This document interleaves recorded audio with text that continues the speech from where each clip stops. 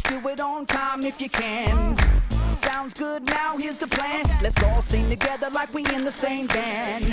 I'm the bomb and about to blow up. I'm the bomb and about to blow up.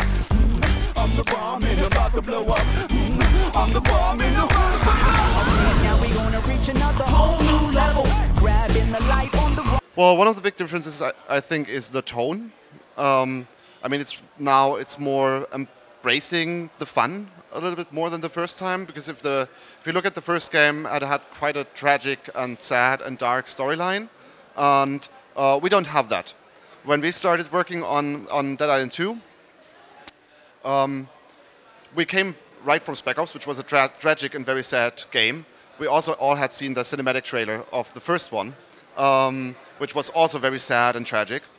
And then, so for us it was clear, we're going to make the most sad, dark and depressing zombie game the world has ever seen. And we started doing that, and we realized rather quickly that this works fine in single player. You know, people are moved and horrible and sad and everything is grim. But in multiplayer, they do not care at all. And so we thought, okay, what do we do? And then we moved it more to something that actually embraces the fact that people playing together and they're really having fun killing zombies. And they actually, because the players decided to be there, right? Like you as a player, you decide to play the game. You decide to kill zombies. And so should our heroes.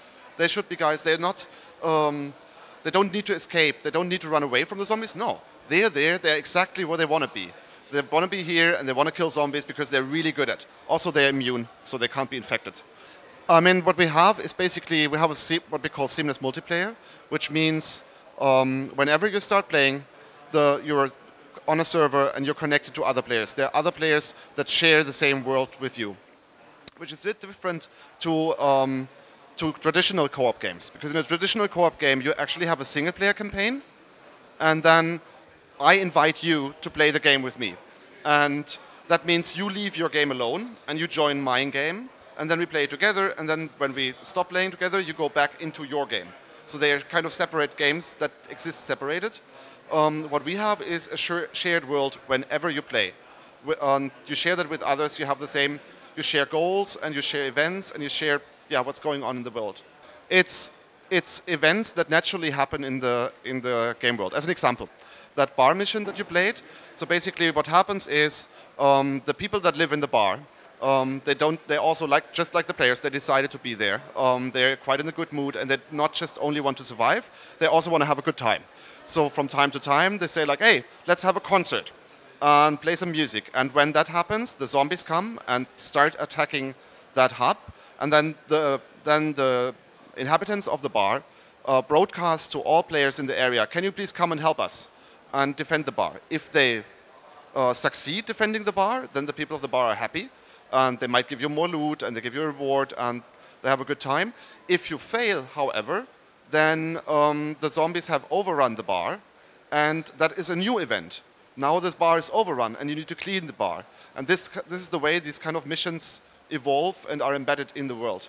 They're basically endlessly repeatable. There's a lot of variation the way they want, because what I just described is just a small example of how they could branch. And the idea is we wanted to focus on everything that keeps people playing together. That also means that our game never ends. It has no ending. It runs forever. A good storyline, however, as we know from Spec Ops, requires a beginning and a defined ending. We don't have that. We don't tell that story. We don't know what the ending is for the player. We want players to actually create their own story on their way. And that story, we don't know what's going to happen. It's up to you and what you're going to do and what you're going to experience together with your buddies.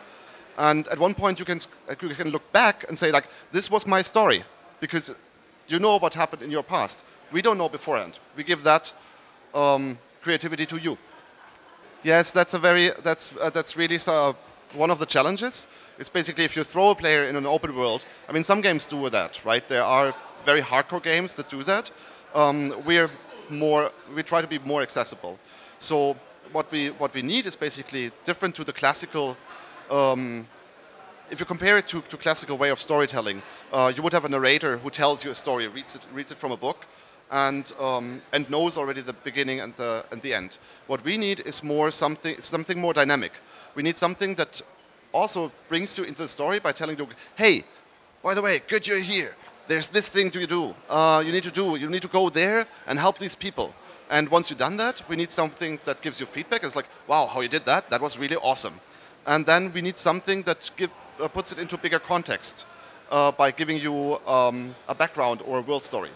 But that all needs to be dynamic and cannot be a classical storyline. Because we also don't know beforehand in what state the world is. You know, you could join the world and the bar would be overrun, let's say. So I need to, yeah, you know, and then I can pick and say like, hey dude, the bar is overrun, you should go there. But me as a designer, I don't know beforehand what happened to the bar. The bar might be in a different state because other players are in that world too. The way it works is basically, you and me, we play together, we have fun, we're slaughtering zombies together, and then we see a chopper coming down, and that chopper has a treasure on board, and only one of us can have it. And when we approach the chopper, there's a certain area around it, you get a warning saying like, friendly fire's on, warning, you enter PvP area, and then it's like, wait dude, you're cool, we work together so far pretty nicely, but you know what? Bam! And then, because I want that chopper, I want that treasure. However, because everybody has seen that chopper going down, there might also be other players. And we could also decide, you want the treasure, it's okay, I have it already, now let's work together, keep the others away, and get the treasure. So it's basically happening in the world, again, rather dynamically, because we wanted to avoid this match-based competitive mode, you know, like where red versus blue, and then you compete for kills. It's basically just dynamically happening. I mean, there's just stuff that just works. Starting with classes, you know, like we have the Berserk, who is the classical tank, as you expected. He can run into zombies and then lure them all to him, and he can take really lots of damage. We have the Speeder, which is basically our melee damage dealer. She's really fast and agile and can take out enemies individually really quickly. The Hunter, range damage dealer, and the support, the Bishop, who is kind of the support class. We can do area of effect damage and healing. And then, yeah, I mean, then you can level up your character. You can get a lot of skills. It's 3 skill trees per class, and you can upgrade your weapons a lot. And I think that's a little bit different to most other games because we have 6 or 7 different kinds of mods. You can, for example, put a shock mod on a machete, or put a fire mod on a sledgehammer, which is, by the way, my favorite. You can put a fire mod on a sledgehammer, and then launch a zombie in the air, and it will leave a trail of blood and fire.